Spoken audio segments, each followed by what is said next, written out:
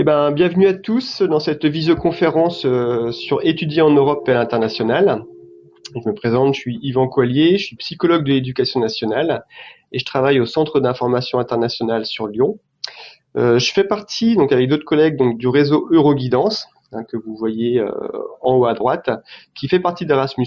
En fait, on est un réseau de professionnels de l'orientation qui avons pour mission de promouvoir la mobilité à travers l'Europe et plus largement dans le monde. Donc aujourd'hui, dans cette visioconférence, nous allons aborder donc différentes thématiques, donc la possibilité notamment de faire des études à l'international, et on ouvrira dans un dernier temps sur d'autres possibilités de mobilité pour voir un petit peu ce que vous pourriez faire. Dans ce chat, cette visioconférence, pardon, vous avez également la possibilité de participer à un chat. Et donc j'ai avec moi Dorothée Gabanou, qui est également psychologue de l'éducation nationale donc au C2I et qui fait partie d'Euroguidance et qui tâchera de répondre à vos questions en chat. Elle répondra à la majorité en fait des questions. Ensuite, s'il y en a quelques-unes qui demandent un petit peu plus de développement, donc on vous renverra sur notre plateforme Euroguidance. Dans un premier temps, on va voir pourquoi partir à l'étranger. Dans un premier temps, c'est souvent quand même pour le côté linguistique, en tout cas du côté français, on aime bien partir à l'étranger pour essayer de s'améliorer en langue. Donc c'est vrai que l'immersion dans un pays étranger, c'est vraiment ce qui va favoriser l'apprentissage des langues. Mais une mobilité, c'est pas que ça. C'est aussi partir découvrir de nouvelles cultures, de nouvelles façons de vivre, de nouvelles façons de penser, et à travers ça, gagner en autonomie, en maturité, essayer d'être plus à l'aise un petit peu dans d'autres environnements qui seraient peut-être moins familiers que ce que vous pouvez connaître pour l'instant. Le tout va faire que ça va donner un gros avantage, notamment pour votre insertion, que ce soit dans une recherche de formation ou dans une recherche d'emploi, et plus tard également par rapport à une évolution de carrière. Il y a beaucoup d'études qui ont été faites, notamment sur l'impact d'Erasmus, pour voir à quoi ça servait réellement pour les étudiants, et ça montre vraiment que les jeunes qui ont eu l'occasion de partir à l'étranger trouvent plus rapidement un emploi et évoluent également plus favorablement dans leur carrière. On va commencer à voyager un petit peu. Je vais vous laisser écrire donc en bas dans le chat où se situe l'image que vous voyez sur la photo. Je vous laisse quelques instants. Donc c'est bien Londres au Royaume-Uni et celui-là. Donc c'est Rome, place du Vatican en Italie. Au C2I, notre mission, c'est donc de recevoir les usagers, que ce soit des lycéens comme vous, parce qu'a priori vous êtes plutôt des lycéens, ou des étudiants, éventuellement des parents, et de voir avec vous un petit peu la meilleure façon de partir à l'étranger par rapport à vos propres objectifs. Et en général, la première demande qu'on nous fait, c'est voilà, je veux partir à l'étranger pour faire des études. On essaie d'abord de se mettre d'accord sur voir de quoi on parle. Pour certains, partir à l'étranger, ça va être plutôt pour aller apprendre une langue ou se perfectionner. Pour d'autres, ça va être partir complètement à l'étranger pour aller faire un diplôme entièrement dans un pays en Europe ou en dehors. Pour certains, enfin, l'idée est plutôt de commencer des études supérieures en France, que ce soit dans une université, une école d'ingénieur, de commerce, dans du paramédical par exemple, et profiter de leurs études supérieures pour aller faire une partie de mobilité, c'est-à-dire un stage par exemple ou un semestre d'études à l'étranger. Donc on va voir un petit peu les grandes différences qu'il va y avoir entre ces différentes façons de partir. Dans un premier temps, je vais aborder la question de partir juste après le bac pour ceux qui voudraient aller s'inscrire directement donc dans un pays à l'étranger, dans une université ou un autre type d'école. Là, on est bien en dehors de tout programme. Ça veut dire que vous ne faites pas partie d'un programme type Erasmus, dont on va parler après, mais c'est bien à vous de réaliser des démarches dans un autre système d'enseignement supérieur. Première chose, c'est il va falloir que vous repériez un petit peu le type d'études que vous voulez faire. En général, après le bac, on va être sur un premier cycle universitaire. Ça s'appellera il y aura des diplômes de type bachelor's degree ou d'autres appellations comme un grado en Espagne, par exemple.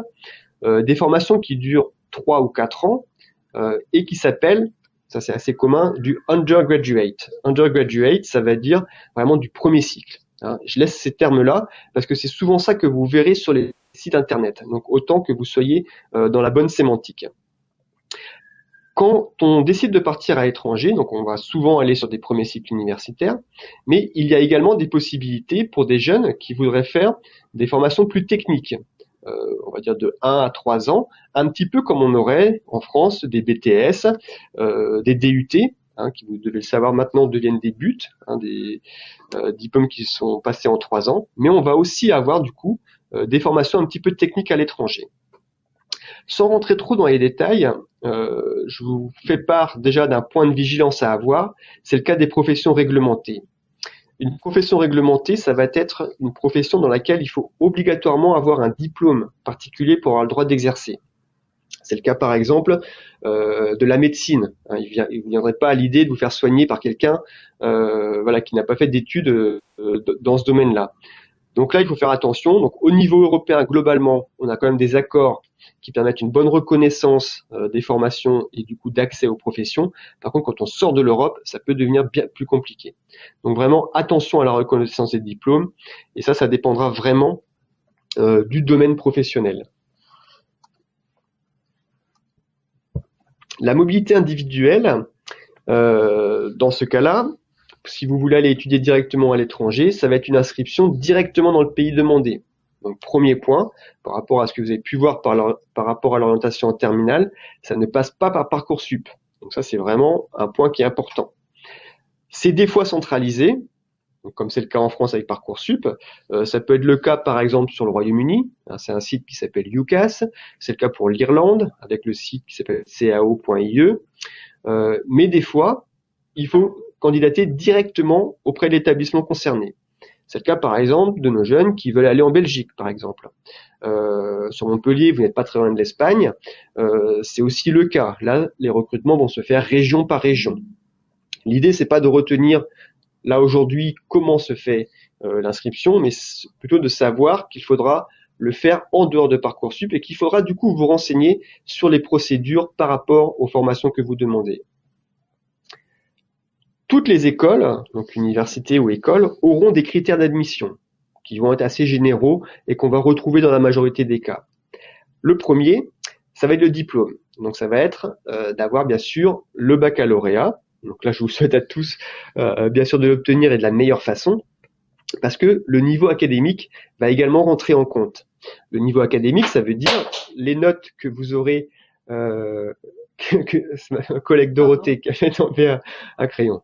Les notes que vous aurez déjà en première et terminale, mais très souvent, on prendra également en compte la note que vous aurez au bac. En France, elle est assez peu prise en compte parce que la sélection se fait avant d'obtenir le bac, mais à l'étranger, bien souvent, la note du bac va compter. Le niveau en langue, ça peut paraître assez évident. Si vous voulez aller étudier en Allemagne, par exemple, sur des formations qui vont se faire en allemand, ça paraît évident qu'il faut avoir une bonne maîtrise de cette langue. Donc ça va être la même chose sur les pays anglophones ou en tout cas les pays dans lesquels on enseigne en anglais, et pareil pour l'espagnol, l'italien, les langues asiatiques, etc. Donc là, on vous demandera en général de passer un test de langue, un test officiel. C'est-à-dire que les universités ne se baseront pas sur les notes que vous pouvez avoir sur vos bulletins scolaires de première et de terminale, mais vous demanderont bien un test officiel. Enfin, la motivation et la personnalité. Très souvent, on vous demandera une lettre de motivation pour que vous indiquiez pourquoi est-ce que vous êtes fait pour ce type de formation, qu'est-ce qui vous motive aussi à partir à l'étranger, et vous aussi ce que vous pouvez apporter finalement aux autres étudiants et à l'université dans laquelle vous postulez. Un point important, quand on part en mobilité individuelle, c'est également le coût des études. Et ça, la question du budget, c'est une question qu'on ne peut pas éluder. Il faudra forcément y venir à un moment ou à un autre. Puisque là, les frais vont être à votre charge. Donc, dans certains pays, les frais d'études peuvent être vraiment très chers, notamment dans les pays anglophones, quand on prend le cas du Royaume-Uni. D'autant plus avec le Brexit, vous payez maintenant vraiment comme des internationaux. Donc là, on dépasse largement les 10 000 euros pour une année. C'est également le cas aux États-Unis, en Australie, où là, on est régulièrement à 20 000 euros l'année. Et là, ce ne sont que les frais d'études. Donc là, pour ceux qui sont vraiment motivés pour partir, je vous invite vraiment à regarder également sur d'autres destinations, notamment en Europe, où beaucoup de pays maintenant ont développé des formations entièrement en anglais dès le bachelor, donc dès le niveau undergraduate. C'est le cas par exemple du Danemark, des Pays-Bas, de la Suède, de certains pays d'Europe centrale également, ou des pays baltiques. Donc là, il peut y avoir vraiment des choses intéressantes à faire et vraiment à moindre coût. Alors, comment se renseigner sur les études à l'étranger? Puisque là, plus vous arriverez à préparer votre projet, plus il a de chances d'aboutir et également de bien se passer. Vous pouvez commencer par notre site euroguidance-france.org. C'est un site sur lequel on a vraiment beaucoup d'informations. Il faudra bien prendre le temps d'aller la chercher, d'aller lire l'information. Mais vous pouvez au moins regarder, dans Partir à l'étranger en Europe ou hors Europe, vous allez avoir des fiches par pays qui vont être faites à peu près sous le même format, où vous avez notamment la possibilité d'avoir un onglet sur les études dans le pays en question. Vous voyez qu'il y a également d'autres onglets, mais pour l'instant, c'est celui-là qui va nous intéresser. À chaque fois, là j'ai regardé pour l'Espagne, on va vous indiquer les types de diplômes que l'on va trouver. Mais également, quand vous ouvrez les autres onglets, vous allez avoir les procédures d'admission. Pour l'Espagne notamment, il y a des procédures de reconnaissance de bac, il peut y avoir des épreuves spécifiques à passer, etc. Donc là, tout ça est expliqué dans cette rubrique-là. Et ensuite, il va y avoir des questions concernant le budget, bien sûr, les frais de scolarité, est-ce qu'on peut avoir des bourses, quel est le coût de la vie, et puis, pour ceux qui iront jusqu'au bout, des questions qui vont concerner le logement, l'emploi étudiant, la sécurité sociale, l'apprentissage des langues, par exemple, et également d'autres sources d'informations utiles par pays.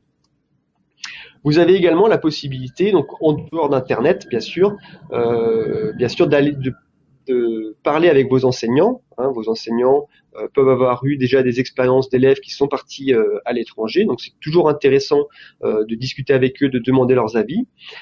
N'hésitez pas également à aller dans les CIO, dans les centres d'information et d'orientation, qui peuvent vous aider un petit peu à gérer votre projet, et puis qui savent faire le lien avec nous s'il y a des questions vraiment très spécifiques sur l'international. Nous avons également des cycles de visioconférences que l'on organise. On en fait plusieurs par mois, donc sur des destinations précises. La semaine prochaine, par exemple, c'est sur les études supérieures en Espagne. Donc là, les visioconférences sont accessibles directement depuis notre site euroguidance-france.org dans la rubrique visioconférence, et vous avez un lien direct sur notre plateforme. Et en cas de trop grande affluence, la visioconférence est diffusée en direct sur notre chaîne YouTube, ce qui veut dire aussi que vous pouvez retrouver toutes les visioconférences que l'on a fait jusque-là. On a fait par exemple les études hors Europe sur les États-Unis, sur le Québec. Pour l'Europe, on a vu les études en Allemagne, on a vu les études en anglais en Europe, justement sur d'autres pays, comme justement l'Irlande, le Danemark, les Pays-Bas, etc. Donc là, vous pouvez retrouver un certain nombre d'informations. Alors, pour continuer à voyager, où est-ce que ça se trouve, ça? Eh oui, Berlin, c'est la porte de Brandebourg. Là, pour vous donner quelques indices, on est un peu plus loin, on est sorti de l'Europe. Nous sommes en Amérique du Sud. Et oui, on est en Colombie, à Bogota. Dernière photographie. Un peu plus compliqué. Là, on est à Reykjavik, en Islande. Donc là, sur cette première partie, on vous a montré un petit peu de façon assez généraliste, voilà, ce qui impliquait de faire des études, du coup, tout seul à l'étranger, faire tout son cursus entier. Maintenant, on va partir dans une autre catégorie, si on peut dire. C'est pour ceux qui sont inscrits dans un établissement en France et qui voudraient faire une partie de leurs études à l'étranger. C'est là qu'on parle d'Erasmus, par exemple, pour ce qui concerne l'Europe. Dans ce cas-là, vous n'êtes pas tout seul pour faire vos démarches, mais les mobilités sont gérées par ce qu'on appelle les SRI, donc les services des relations internationales. Dans les universités, ce sont des services qui sont très développés, puisque les universités ont beaucoup d'accords, et dans des écoles, type école d'ingénieurs, école de commerce, Elles ont également beaucoup d'accords. Maintenant, si vous allez sur des formations, par exemple, je sais pas, type BTS ou les DNMAT pour tout ce qui est du design, là, ce sont souvent dans des lycées. Donc, ce sont des enseignants référents qui ont pris en charge les questions de mobilité. Le principe, c'est qu'on est dans des échanges entre écoles. Donc, ça veut dire que vous ne pourrez pas forcément partir dans n'importe quel pays ou dans n'importe quelle université. Il faudra que vous alliez dans les partenaires de votre propre école. Le temps de formation, il est validé en France. Ça veut dire que si vous partez pendant votre 3e année de licence, par exemple, ce que vous allez faire en Pologne, par exemple, vous allez suivre des cours, passer des examens, et ces examens vont être validés dans votre cursus français. C'est-à-dire que ce ne sont pas des choses qui vont se rajouter, mais vraiment des formations qui vont se remplacer. La mobilité, qu'on appelle plus institutionnelle, ne se passe pas tout de suite après le bac.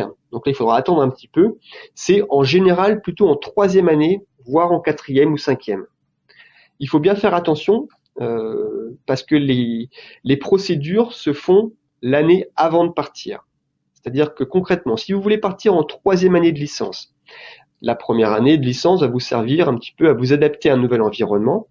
Et dès le début de la 2e année, vous allez avoir des réunions d'information pour vous renseigner sur l'international. Et c'est dès le 1er semestre de la 2e année que vous remplirez vos dossiers pour partir en 3e année. Donc c'est pour ça qu'il faut commencer à anticiper pour voir ce qui est possible de faire.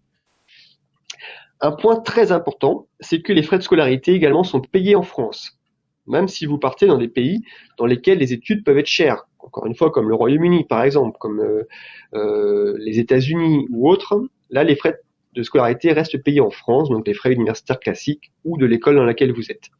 Et en plus de ça, vous avez des possibilités de financement qu'on va voir un tout petit peu après. Je vous ai montré là l'exemple de l'Université de Montpellier, juste pour voir, ça c'est des données qui sont publiques, qui sont sur leur site, où vous voyez un peu la géolocalisation de leur partenariat. On voit qu'il y a un gros bloc au niveau européen. Ça, c'est vraiment dû à la charte Erasmus et aux accords Erasmus qui facilitent quand même les partenariats. Mais vous voyez qu'ils ont également développé d'autres partenariats sur le continent américain, soit l'Amérique du Nord ou l'Amérique du Sud, un petit peu en Afrique. Ils en ont également en Asie. Donc, vous voyez que là, on est aussi sur des accords bilatéraux qui sont également possibles. Par contre, là où je veux vraiment bien insister, c'est que les accords, on parle bien là d'accords sortants, c'est vous qui sortez pour partir dans un autre pays, ils se font en fonction du programme dans lequel vous êtes inscrit et donc en fonction de la faculté dans laquelle vous êtes. Par exemple, si vous êtes en information-communication, vous n'aurez pas forcément les mêmes accords que si vous êtes en licence de biologie, par exemple. Donc là, il faut vraiment que vous regardiez au préalable les accords des formations que vous allez demander pour voir un petit peu où est-ce que vous pourriez aller par la suite. Je vous ai mis quelques exemples de bourses pour que vous commenciez à vous faire un petit peu une idée. Alors, d'abord les bourses Erasmus, donc ça c'est vraiment dans les pays de l'Union européenne ou qui sont partenaires, il y a 34 pays qui sont classés donc en fonction de différents groupes et de leur participation au programme. Quand vous êtes en mobilité d'études, vous avez entre 200 et 300 euros par mois. Et en mobilité de stage, vous voyez que c'est un petit peu plus et que c'est variable en fonction des pays. Alors c'est indexé un petit peu sur le coût de la vie et également sur la participation des pays au programme. Cette bourse-là, elle n'est pas conditionnée à des revenus des parents. Donc c'est pour tous les élèves. À côté de ça, vous avez également des bourses régionales. Donc là, je vous ai mis le lien vers la région Occitanie. Et sur ce lien, vraiment, c'est très très bien expliqué les bourses en fonction de votre statut. Déjà, si vous êtes boursier ou non boursier. Il faut savoir que la région Occitanie a fait le choix de donner plus facilement des bourses à des jeunes qui sont boursiers. Ceux qui ne sont pas boursiers ont la possibilité d'avoir accès également à un forfait, mais qui va être moins important que pour les étudiants boursiers. Donc là, sur le site, vous allez voir en fonction de votre statut, en fonction du type de mobilité que vous allez faire, si c'est du stage, si c'est des études, en fonction du lieu géographique, si c'est en Europe ou hors Europe. Vraiment, tout est bien expliqué pour voir un petit peu à quel montant vous pouvez prétendre si vous partez du coup à l'étranger. Il y a également des aides nationales, donc les aides du Crous. Donc savoir que si vous êtes déjà boursier sur critères sociaux, donc là c'est en fonction du revenu des parents, et ben vous gardez cette bourse-là le temps que vous partez à l'étranger. Et vous avez également une aide à la mobilité, c'est une aide qui vient en plus pour effectuer, vous voyez, soit une période d'études, soit de stage à l'étranger. Pour la notion de stage, ce qui est important, c'est que le stage soit vraiment obligatoire dans votre cursus.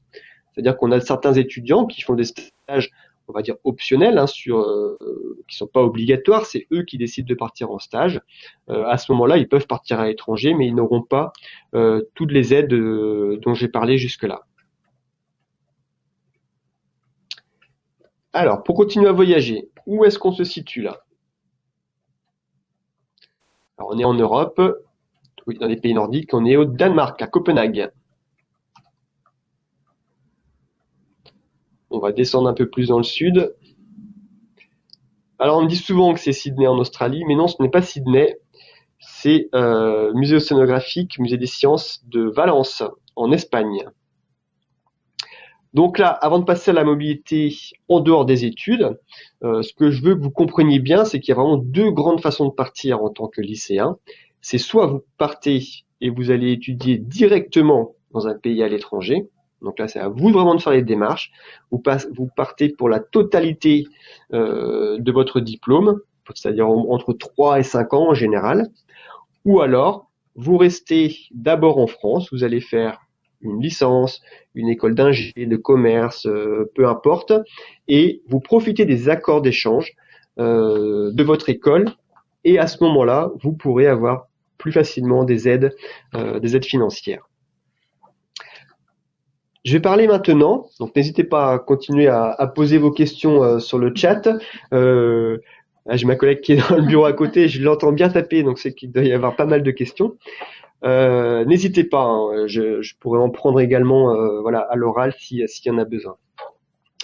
On va maintenant voir la mobilité en dehors des études, notamment pour ceux qui voudraient partir à plus court terme, notamment sur les périodes de l'été par exemple, avant d'entamer des études supérieures.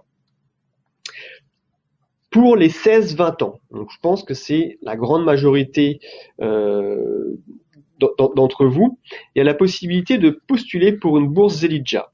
C'est pas une bourse de stage, c'est vraiment une bourse de voyage. Le but étant de partir tout seul pendant au moins 1 mois, donc dans un pays à l'étranger, mais ça peut aussi être en France, et de faire un voyage sur une thématique qui vous passionne. C'est vraiment le maître mot. Il faut que ce soit quelque chose vraiment qui vous intéresse. Sur des exemples, on en a qui ont travaillé dans le domaine du sport, dans le domaine de la culture, par exemple. Donc pour ça, vous devez déposer un dossier avant le 31 janvier. Donc vous voyez que c'est quand même assez court, hein, c'est dans 15 jours, un peu plus de 15 jours, expliquant un petit peu ce que vous voulez faire et comment vous allez vous y prendre. Et vous pouvez obtenir une bourse de 900 €. Cette bourse, elle est renouvelable une fois, c'est-à-dire que vous pourriez la redemander encore une fois une autre année et elle monte à ce moment-là à 1100 €. Pour en savoir plus, n'hésitez pas à aller sur le site de la bourse Zelidja où vous voyez que vous avez, par exemple là dans les 80 ans de Voyage Z, vous avez vraiment beaucoup d'exemples. Il y a beaucoup de vidéos, de témoignages également qui peuvent vous aider un petit peu à construire votre projet. Donc là, encore une fois, le critère c'est 16-20 ans et surtout de voyager seul pendant au moins 1 mois pendant l'été. Pour ceux qui ne se sentent pas forcément prêts quand même pour voyager tout seul, vous avez la possibilité là de rejoindre des chantiers internationaux. Là, la mobilité, elle va durer entre 2 et 3 semaines et vous allez choisir une mission parmi plusieurs thématiques. Comme on le voit sur la photo en haut à droite, à la base, c'était plutôt pour faire de la reconstruction, c'est-à-dire travailler dans le domaine un petit peu du bâtiment, pour retaper des écoles, retaper des murs, des bâtiments publics, des choses comme ça. Et puis ça s'est beaucoup développé et on a maintenant des chantiers qui vont tourner autour de thématiques comme la culture, donc sur des festivals de photographie, de musique, ou pour s'occuper d'enfants par exemple. Donc là l'idée c'est vraiment de vivre avec d'autres jeunes qui viennent d'autres nationalités, donc et vraiment choisir une mission que vous aurez fait. C'est souvent l'anglais qui va être parlé, hein, ce qu'on appelle, ça va être la langue véhiculaire, comme on dit, mais il peut y avoir également d'autres langues en fonction du pays dans lequel vous allez être. Pour postuler, il faut aller sur le site Cotravaux, hein, qui est un réseau en fait d'associations où vous allez retrouver une dizaine d'associations qui proposent des chantiers internationaux, comme Concordia par exemple, qui est présent dans toutes les régions.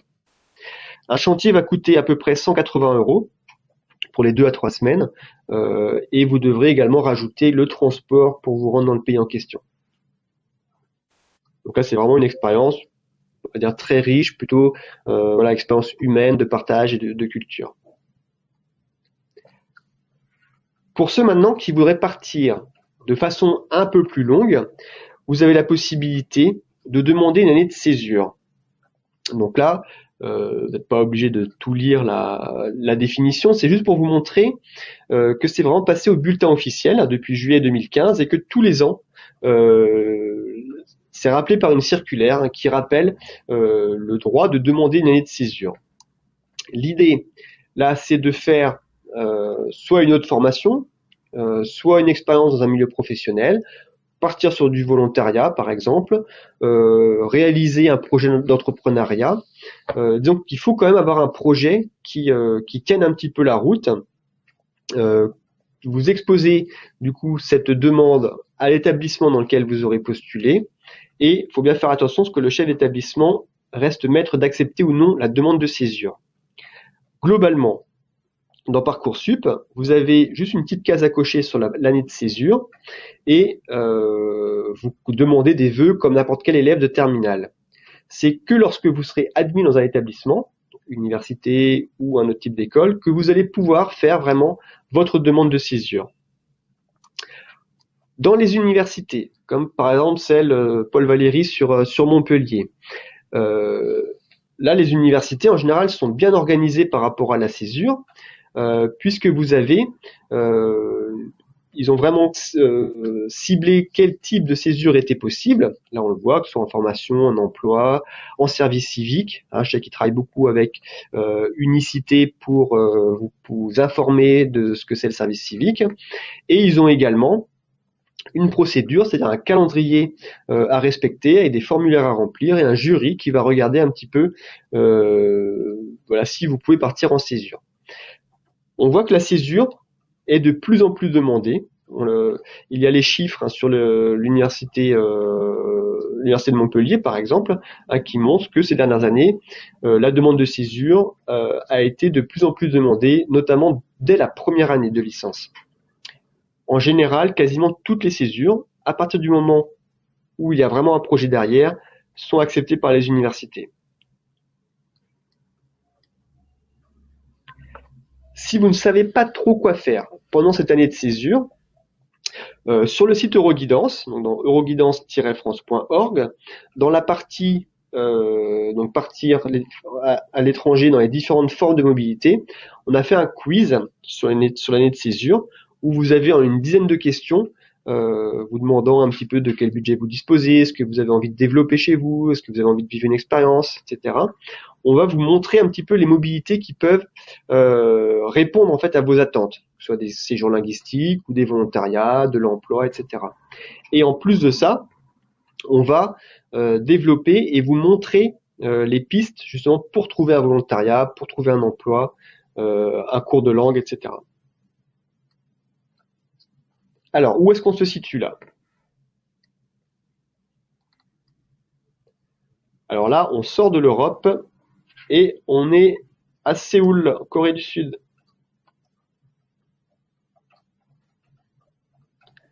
Ça pourrait ressembler à la ville de Lyon. On est revenu en Europe et nous sommes à Budapest, en Hongrie. Donc là, je vais développer un petit peu plus ce que vous pourriez faire justement sur une année de césure, encore une fois, qui peut se faire soit tout de suite après le bac, mais également plus tard. C'est-à-dire que si vous ne vous sentez pas forcément prêt pour la faire tout de suite après le bac, vous pouvez la faire tout au long de vos études, entre 12 années de licence ou entre une licence et un master, etc. Il peut y avoir du service civique.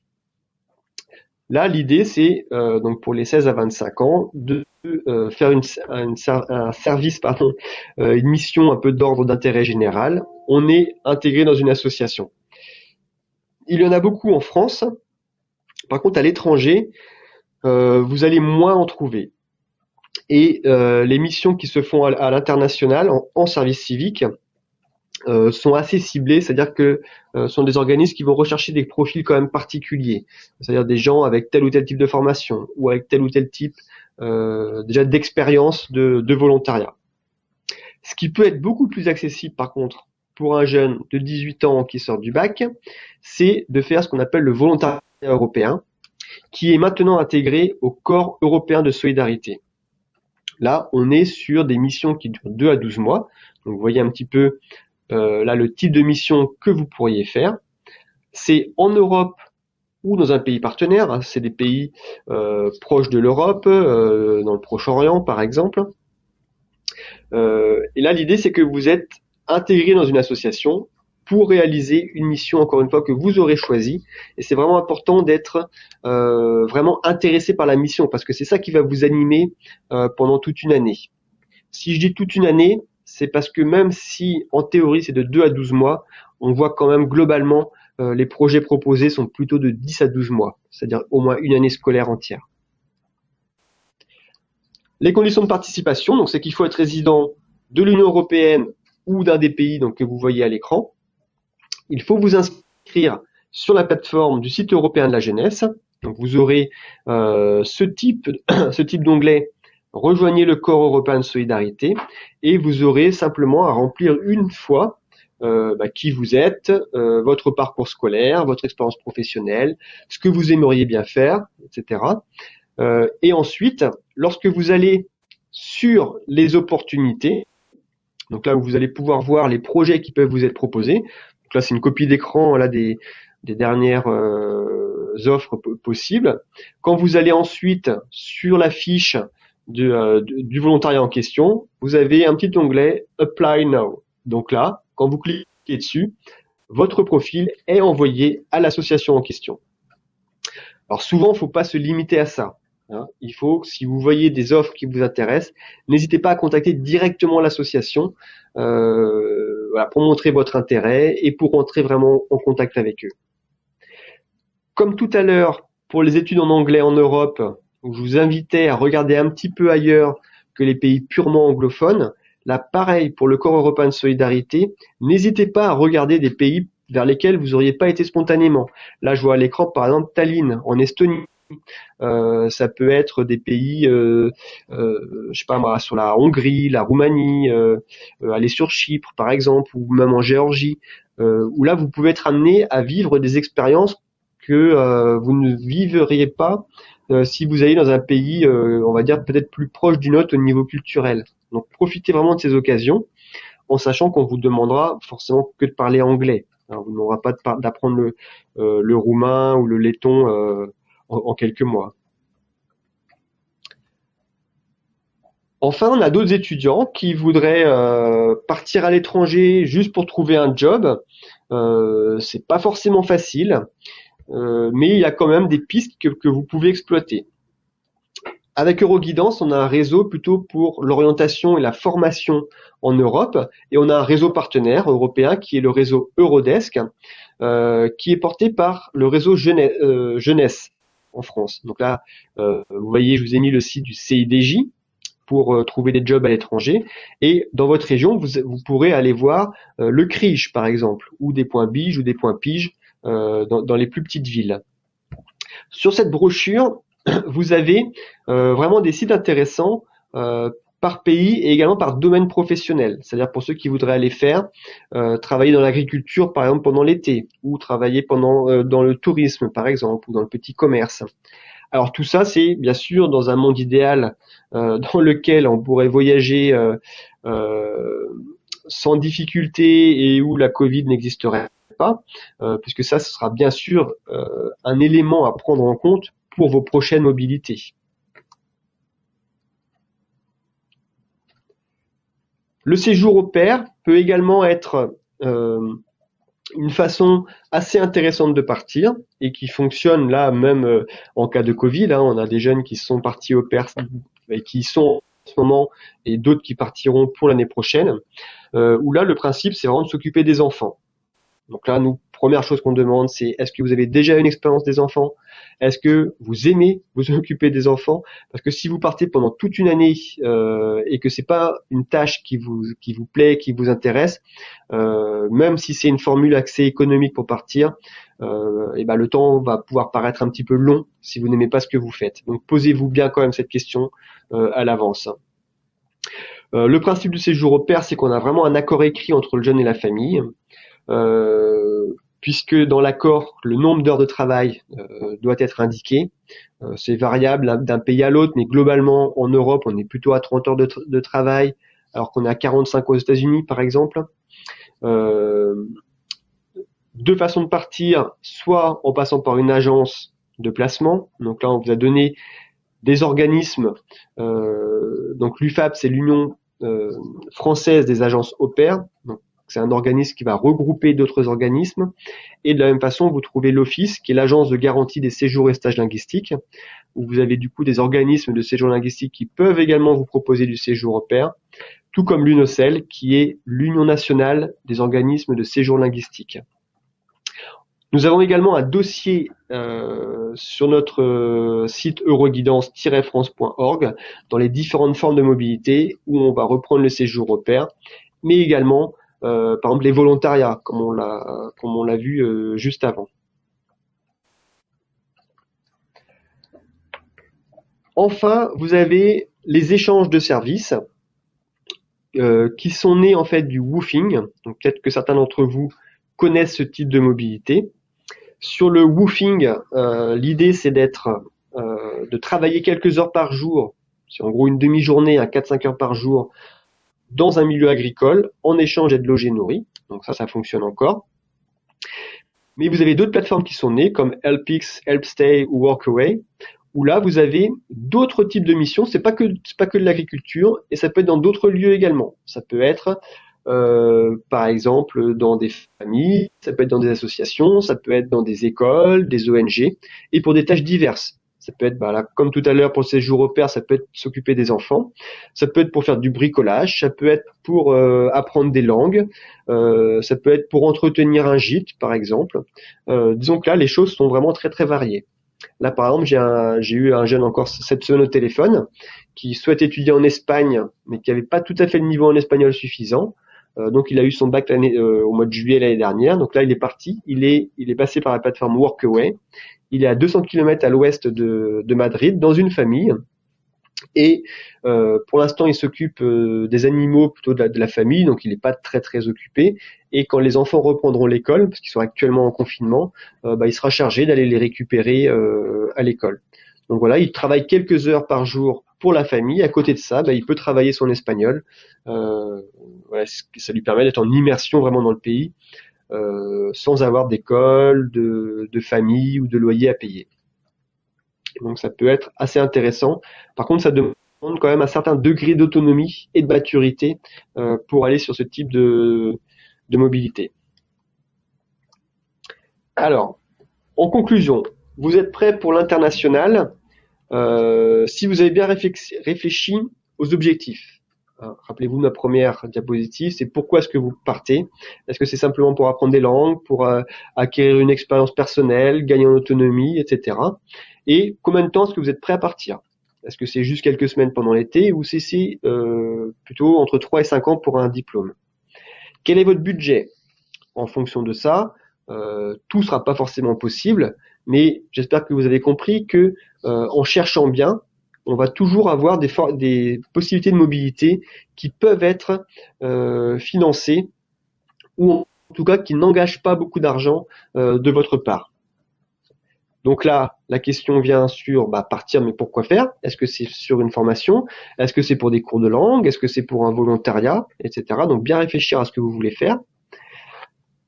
Ça dépendra également de votre degré d'autonomie.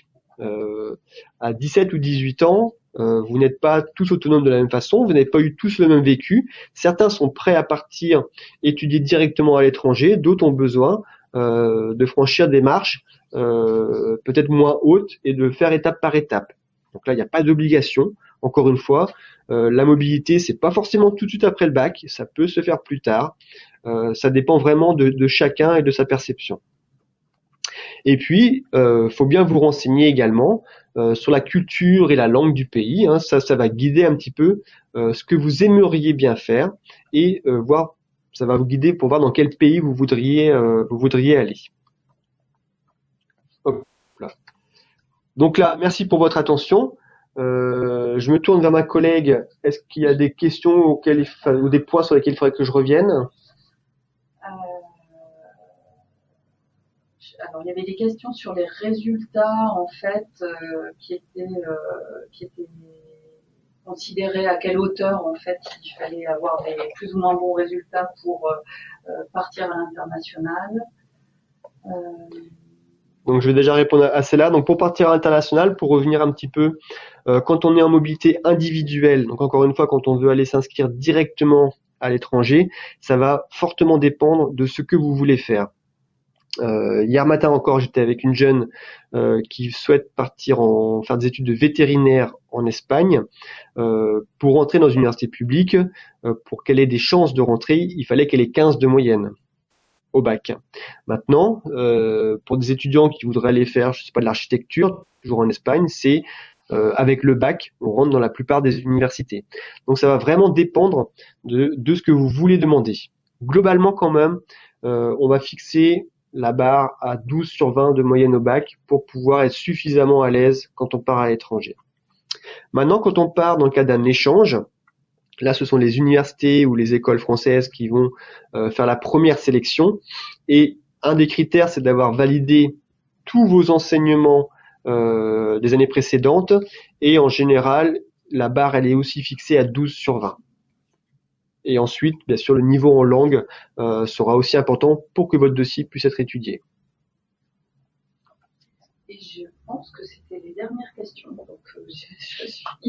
Voilà, je pense que Dorothée a répondu à pas mal de questions également pendant, c'est un peu plus de 40 minutes. Certains demandaient si la conférence serait proposée en replay. Oui, je pense que la conférence va être en replay le temps du salon et je crois la semaine qui suit. Et elle sera après disponible également sur le site de l'Académie de Montpellier.